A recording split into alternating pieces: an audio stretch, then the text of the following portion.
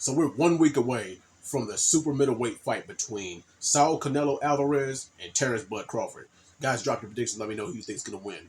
Do you got Canelo by decision, Canelo by stoppage, Bud by decision, Bud by stoppage, or do you have it a draw? Now, to me, this fight was interesting because I didn't think it was going to happen because Bud is moving up from super welterweight 154 to super middleweight 168, where Canelo has spent a good majority of his career just waxing dudes. Sure, he has a couple of losses, but that's the weight that he's most comfortable at. But this fight is a classic situation of the puncher who can box versus the boxer who can punch.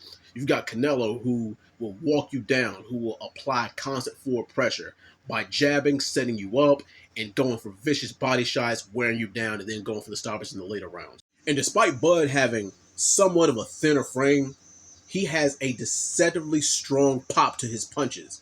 Couple this with the fact that he's probably the most adaptable fighter in the lower weight classes aside from maybe Floyd Mayweather in the last decade or so. Now, who has the hand speed advantage in this fight? This one was kind of tricky for me because it depends on the range you're talking about.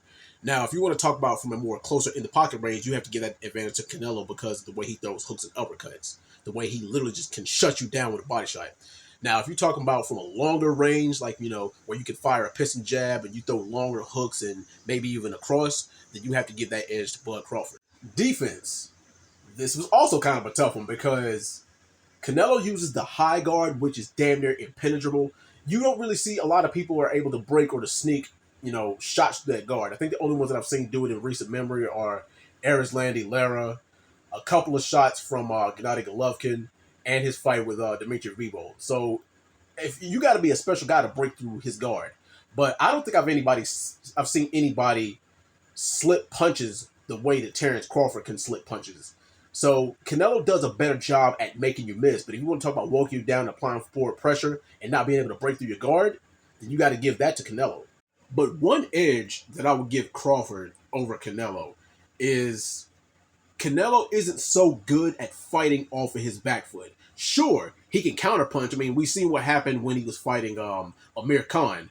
But I would say that as far as being the better counterpuncher and somebody who can fight better off of their back foot, you would have to give that advantage to Crawford. Now, ring generalship. Who's going to do a better job of making the opponent fight their fight or fight to their advantage? Now, I will say this. Terrence Crawford has no problem slugging it out. I mean, he can bang with the best of them. But going up against a guy like Canelo Alvarez, why would you want to? You want to fight to your advantage.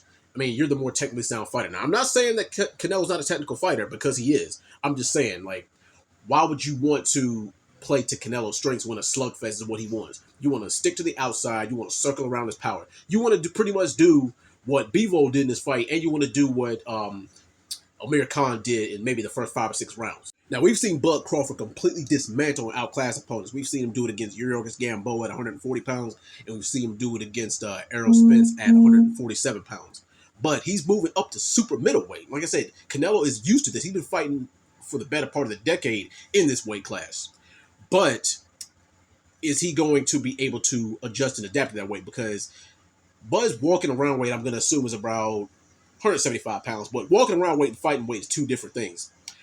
But I would say that if Bud wants a chance, he is literally going to have to box circles around Canelo.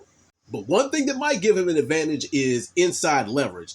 If Canelo wants to make it a dirty inside boxing fight, you got to remember that Bud Crawford also has a wrestling background. So if he wants to get in the clinch, he can do that with Bud if he wants to, but it might not turn out the way Canelo wants. Now, keys to victory for Canelo. Body shots, body shots, body shots. A lot of Bud's opponents never utilize body shots or body work against him. They always try to jam, they always try to headhunt to get him out of there. It's not smart, especially when you're going up against a guy who can counter the same way that Bud Crawford can. It's hard to counter a body shot. You have to just either block it or move out of the way. Also, if you're Canelo, set the tone, pressure him early, walk him down. Keep him on those ropes, hit his arms, and tee off on him. It doesn't give him time to set up a counter. Also, you got to remember, you can't do what you did against Bivol and Gennady Golovkin in the first 3 or 4 rounds against Amir Khan. You can't let Bud get the first half of the fight and then you decide you want to come back because then, you're not going to be able to do that. So, yes, you want to keep the fight on the ropes and just do your work on him there. Also, Canelo has the size and the weight advantage in this weight class. Bud is making his super welterweight debut. You have the advantage there. Use it. Now, what does Bud have to do to win this fight? He's got to be a Cobra in there.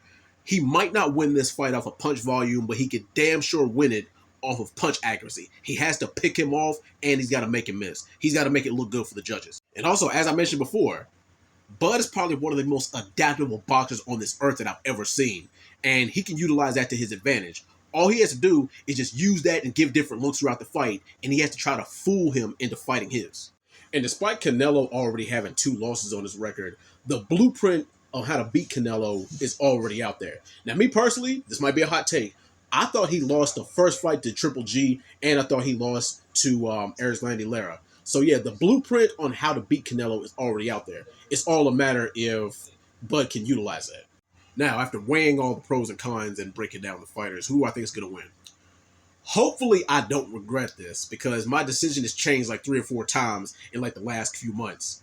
But I'm going to go Canelo by decision. Hopefully, I don't regret it, but yes, that's who I'm picking. But you guys let me know who you think. Peace out.